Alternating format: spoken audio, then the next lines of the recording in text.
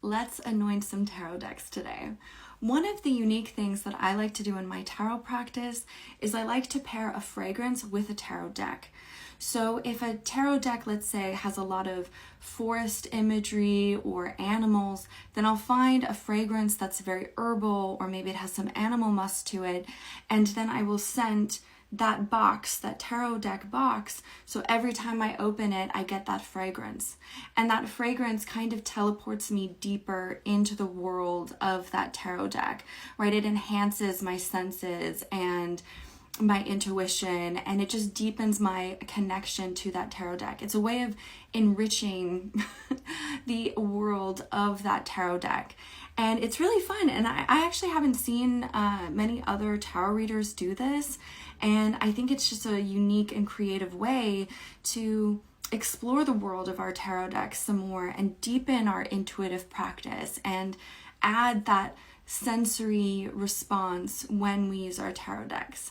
So the fragrances that arrived in the mail today, I got from this very indie niche perfumery. They're called Thin Wild Mercury, and these are the two collections that they have.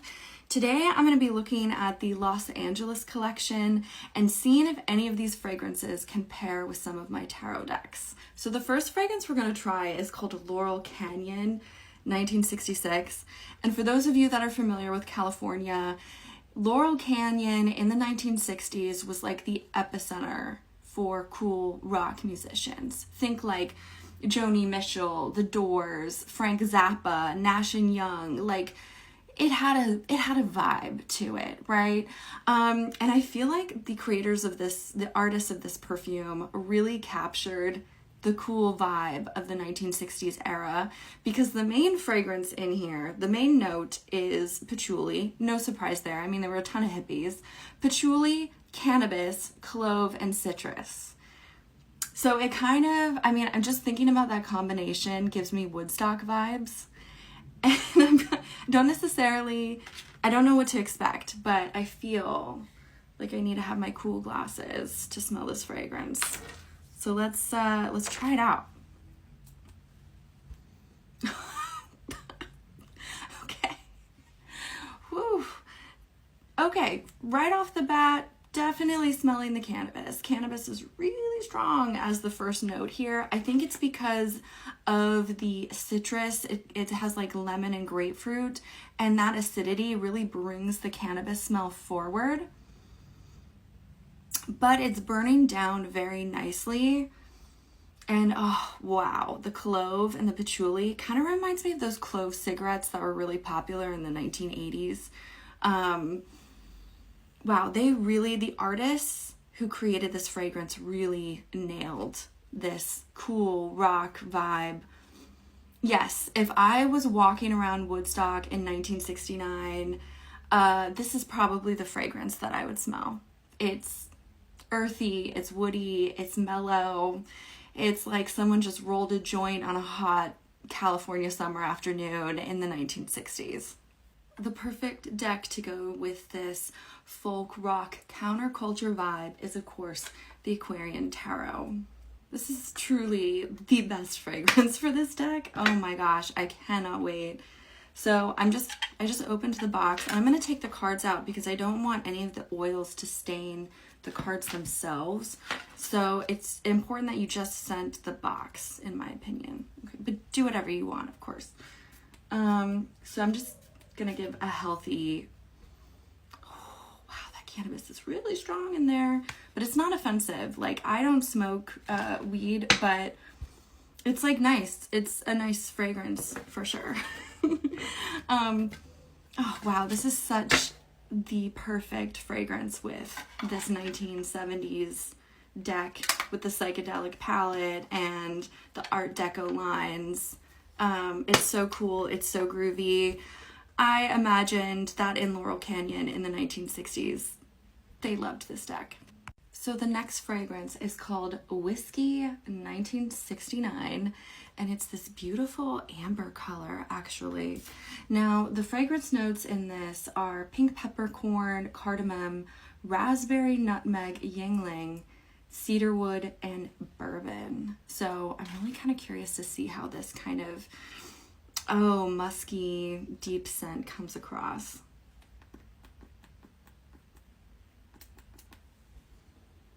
Wow, so sweet. I'd say the initial notes are very sweet. It's like the way that bourbon is sweet. It's not like, it doesn't have an alcohol scent at all. It's very rosy and sweet and soft. Even though this is called whiskey in 1969, it more has like a smoky, sweet, soft essence to it. It's very comforting and relaxed. For this golden amber fragrance, I'm pairing Golden Art Nouveau. Now, this deck I have in the mini version and the full size version, but what I really love is how this deck is just gilded in opulence and beauty. Whoever created this deck really knew how to create something beautiful in your hands. So let's anoint this tarot deck with a whiskey. It's so sweet. It's so opulent. Perfect for this golden gilded deck that I have. And I like it in the mini version because I love to travel with this deck. It's like the easiest RWS clone that I have. Oh, it is so perfect with this fragrance. Next we have Chateau 1970. And this fragrance comes with citrus, tea rose, vintage wood, white linens, and faint steam. So I'm really curious to see how this smells. Oh my gosh, the rose. Rose is one of my favorite fragrances. Wow, I could inhale that all day long. That is stunning. That's a stunning fragrance. I might have to get a full bottle of this Chateau. The rose is the first fragrance that pops out at me, but it's like a decadent, luxurious, soft, big magenta rose. It is divine, and the kind of citrus is very faint. It's not like overpowering. I don't really like fragrances that are heavy on citrus because it kind of reminds me of cleaning products. And then the fresh linens with wild, gorgeous rose. That is what I smell here. I mean, this is a luxurious fragrance. Wow, I love this one. Okay, this is my favorite. Whatever deck I find with this has to be luxurious, soft, feminine, decadent, the kind that you want to just drink slowly, like a glass of champagne as you watch the sunset and there's like gorgeous music playing in the background. I really need to think about what I want to pair this one with. Okay, I picked one of the most special decks in my collection for this very special fragrance that I am in love with. And it's called the Lilifer Tarot. And I use this a lot for like my love readings, and I find the artwork is just so soft and it's flowy and it's feminine, but it's gorgeous and creative. And that's what I smell when I smell this fragrance. Now, this deck is not like a flowery deck, and I didn't want to be like too literal in my pairing. I wanted it to be more inspired by that polished perfection and that indulgence that comes with the artwork in this deck. Wow, look how cool that artwork is, even on the inside of the case here. Oh, wow. I love this fragrance. Oh, I could just bathe in this. I could just be in this all day long. It is stunning, spectacular. Thank you so much, Thin Wild Mercury. So Chateau, the tea rose, vintage wood, white linens, I paired with the Lilifer Tarot. Last but not least, in the Los Angeles collection, we have Zuma 1975.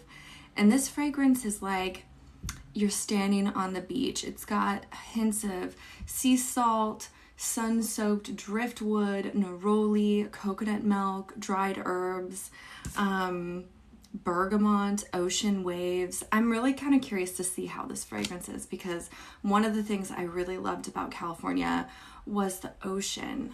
So I got a spot right here. Let's see what it smells like. Oh, that's nice.